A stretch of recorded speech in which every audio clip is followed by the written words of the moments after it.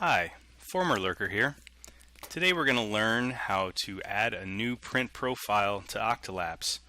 Octolapse does come with some default printer profiles, but there's lots of printers out there that don't have a profile, and even if your profile is listed in Octolapse, that doesn't mean that it's tweaked correctly for your slicer. So going through all these settings, we'll actually learn how to do both. So the first step for creating a new profile is to go to the Octoprint settings and click on the Octolapse plugin. Then you want to click on the Printer tab and click Add Profile. Here you can name your printer. I recommend giving it the name of your model and add a description in case you need to add some distinguishing remarks about your printer for later use. And then we're going to move on to the important settings. We'll start with Retract and Zhop distance, and to properly enter these we're going to need to take a look at your slicer. I'm going to be using Slicer Prusa Edition today, and to find the Zhop and Retract distance we want to go to Printer Settings and click on your Extruder. Here I can find the retraction length and the Zhop distance in millimeters. So I have 4 and 0.06. So I'm going to copy those into my Octolapse profile. 4 millimeters of retraction, 0.6 millimeters of lift. The next section is for axis speeds, and we can actually get our retraction and detraction speed from the same screen in Slicer, so we're going to go and look at that now. We can see here that our retraction speed is 80 millimeters per second. That unit is very important. And our detraction speed is 50 millimeters per second. So here you'll see that our display units are in millimeters per minute, and Slicer uses millimeters per second. So we want to make sure that we change those first.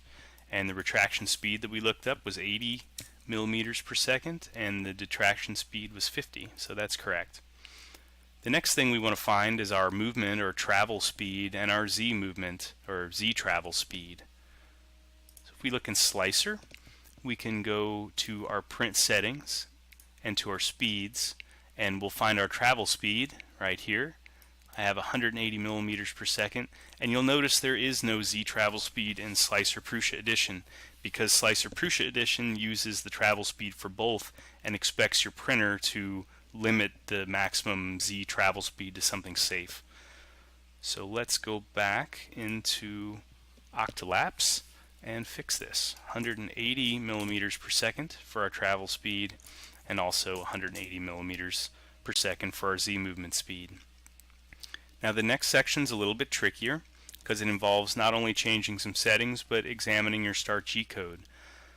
Most printers that I'm aware of actually print XYZ axis using the absolute coordinate system, or G90, although there are cases where G91s can crop up, and that's relative distance. The difference between absolute and relative is an absolute coordinate refers to a specific spot on your build plate, and a relative coordinate tells you how far in each direction to move from the current position. Slicer Prusa Edition always slices with absolute coordinates, but it can use G91 to do things like Z-lift, where you want to lift 0.5 millimeters. I don't think the current version works like that, but I have seen G-code where that was the case. So let's start with X, Y, and Z axis mode. I'm going to go back to Slicer, and to find this out we need to look in our print settings under our custom G-code. In the Start G-Code section there will either be a G90 or a G91, most likely a G90. If you don't have the G90 in your Start G-Code, you can pretty much assume that it's going to be absolute coordinates, and you should add a G90 to the very top of your G-Code file. It could go right here at the very top if I wanted to put it here. The important thing is that it goes before any commands that move the printer, specifically G0, G1, and there's a few others, but it's almost always safe to put this at the top. Okay, the next E-axis mode is a little bit trickier. Slicer Prusa Edition actually has an option here under Print Settings and General to use absolute or relative Z distances. Now here it's relative. If it's checked, it's relative. That's M83. If it's unchecked, it's absolute, or M82. And if we look at our start G code here, you'll see that the M83 is in fact here. If there is no M83 command, you can pretty much bet it's going to be sliced with absolute E coordinates. So again, just put M82 at the top if it's absolute. If it's relative, you'll probably have an M83 in here already. I always like to put the coordinate systems at the very top of my file, and that's because it is possible for a G-code file to issue, let's say, a G91 at the very end, and then your start G-code, if it doesn't have a G90, it'll then interpret these movements down here as though they were relative. So it is important, for safety's sake, to have these at the top. All right. This next setting, G90 or G91, influences your extruder. Some printers, if you send a G90, that'll also change your E-axis mode to absolute. Same thing, if you send a G91, it'll change your E-axis mode to relative. So you need to look this up. Most printers don't do this. Some printers do, and actually Octoprint also has a setting for this. The next item you should leave alone. Your printer's probably defaulting to millimeters, and it turns out Octolapse doesn't like it if you're using inches. I've actually never seen a file sliced in inches, but if you find one, let me know. The next section is home and mesh bed leveling position. Now by default, Octolapse is going to auto-detect the position after a home command, that's G28, or after a mesh bed leveling command, G29. Some printers, like the Prusa, use a G80 for mesh bed leveling. In that case, you might want the G80 command in here. Now the reason Octolapse wants to know these positions is after a home, it needs to know exactly where your printer is in order to do what it does. If you were to send a G80, let's say, without having it in the additional location commands, Octolapse is going to assume that your printer is in the exact same position as before it ran the command, and that might not be 100% true. In general, though, you're going to want to leave this empty, and unless you find a good reason to add another location detection command. The next section is print volume. It's important for Octolapse to know exactly the size and shape of your plate so that it knows how to stabilize properly.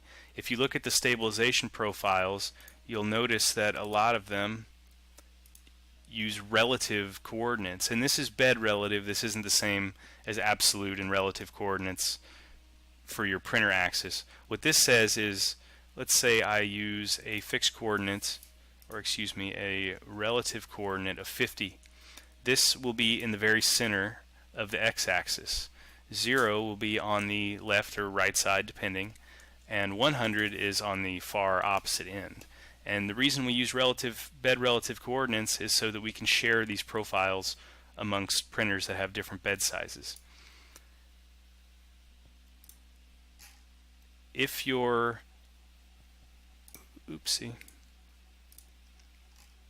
here we go. If your print volume is incorrect, it won't know where position 50% is on your X or Y axis. So we need to enter it properly. My printer is 250 millimeters wide, 210 millimeters deep, and 200 millimeters tall. In general, this is all you should need to do, but some printers, like the Prusa, prime outside of the regular print volume, and they use negative coordinates. So I'm going to enter -3 because I know that is the most negative coordinate that the Prusa will travel. And I think it actually can go negative in the x-axis too, but I'd have to double check. If you don't enter this in, you'll get out of bounds errors on the Prusa when you prime. Some printers have the center of the bed is coordinate 0, 0.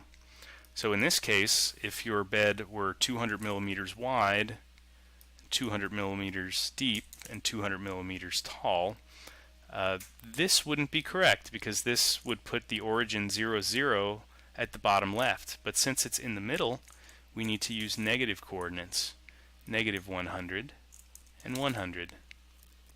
Negative 100 and 100. Now this would put 0, 0 in the center of the bed. Now you can double check these coordinates by manually sending G-codes to your printer through the terminal. So with G0, 100, whoops, X100, Y100 should move the printer to that position. And I can issue an M114 command, to ask the printer what position it's actually in, and it'll tell me it's at 100 and 100. If that is at the far right of your bed and you think it's 100 millimeters wide and 100 millimeters deep, then this verifies that that coordinate actually exists. Okay, let's go back into the printer profile. No, I'll just go back here. Now the other way you can actually do this, Octolapse by default, if we don't override the default Octoprint printer profile, it will just use the value that you have entered in for Octoprint for your print volume. And you can do that in the printer profiles under the print bed and build volume. So this is my printer's volume, but this isn't actually correct because I showed you earlier that the y-axis can be negative. So in that case I need to enter a custom bounding box and enter -3 here for that coordinate. Okay.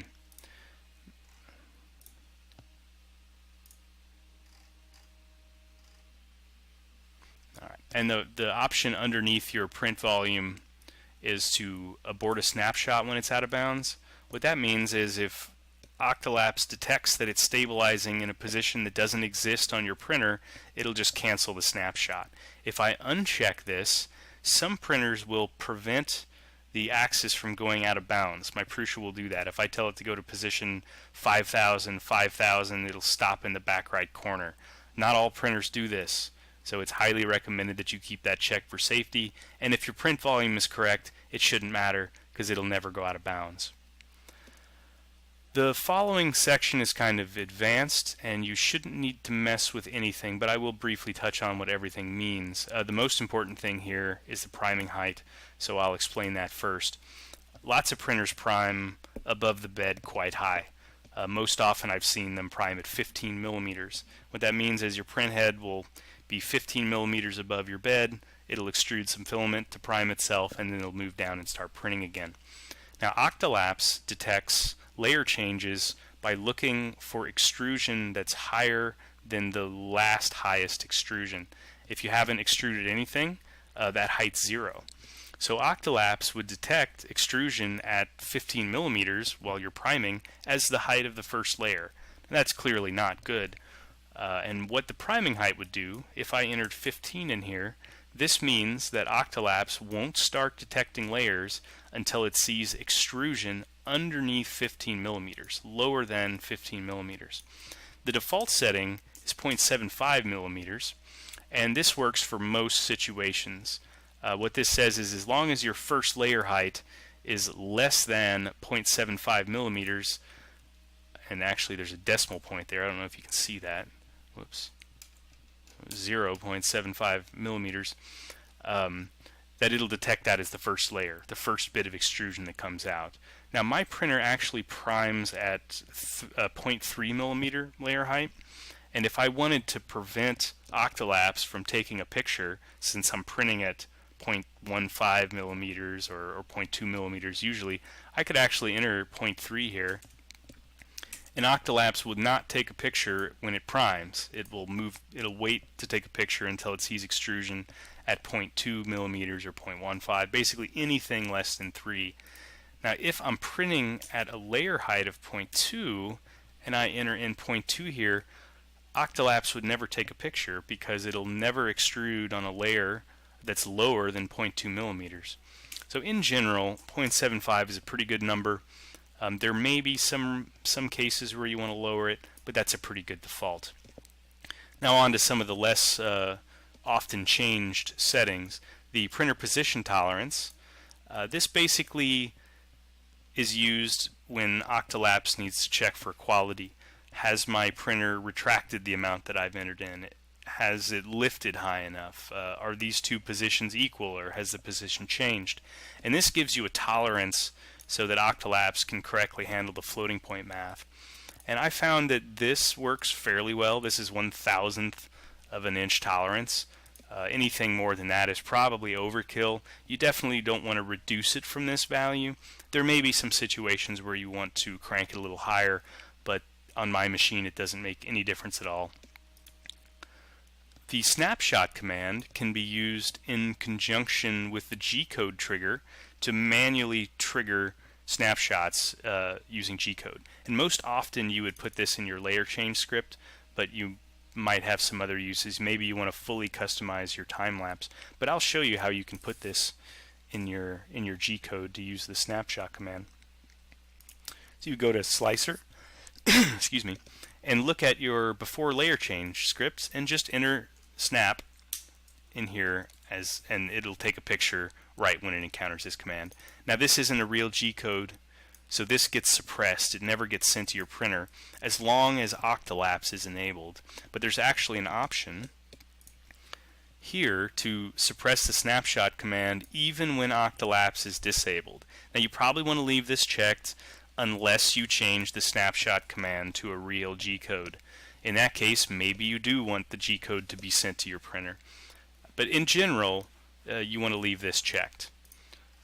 These two settings down here are for firmware retraction and detraction. Some people use the firmware commands for retraction and detraction and not G0 and G1.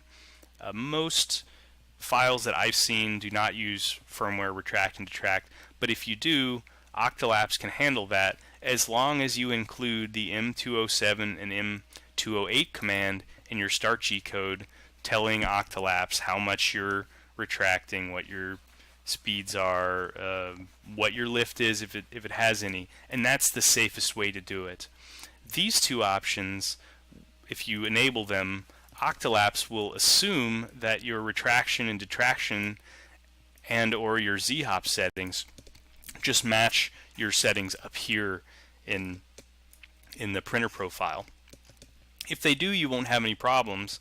If they don't, if you change your firmware retraction or detraction, don't remember to update your Octolapse profile, that'll cause problems.